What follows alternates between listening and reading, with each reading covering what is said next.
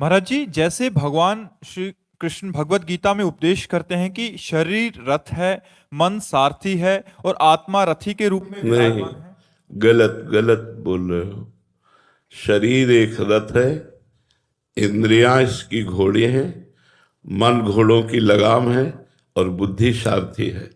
आत्मा इसमें विराजमान रथी है।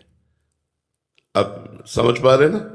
शरीर एक रथ है, इंद्रियां इसके घोड़े हैं, घोड़ों की लगाम मन है और मन रूपी लगाम बुद्धि रूपी सारथी पकड़े हुए है, और इसमें जो बैठा है रथी रूप से वो जीवात्मा है।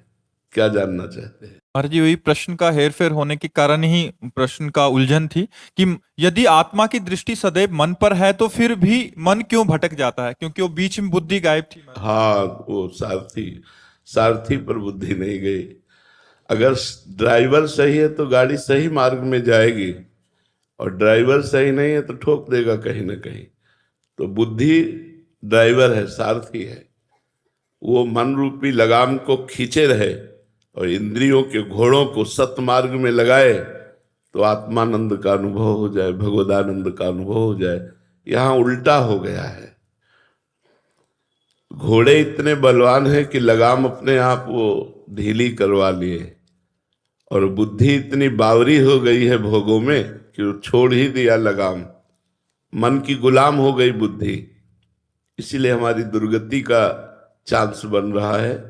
विषय इंद्रियों को आकर्षित कर लिए, इंद्रियां मन को अधीन कर लिया, मन बुद्धि को अधीन कर लिया, सारथी असमर्थ हो गया, ड्राइवर नशे में हो गया।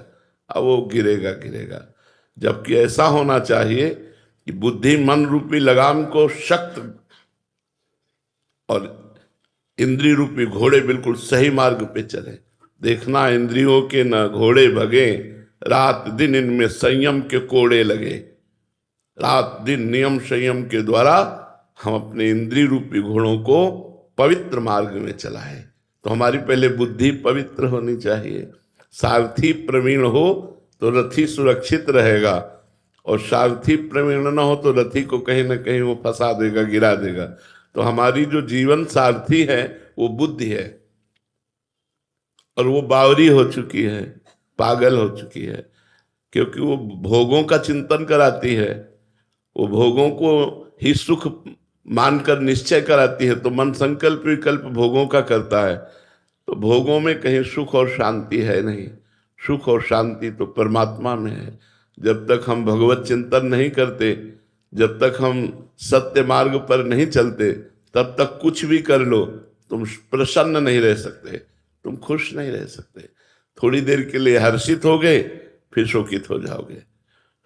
तो हम अपनी बुद्धि को ये निश्चय कराएं कि एक सुख का स्वरूप, आनंद का स्वरूप, शांति का स्वरूप मात्र भगवान है।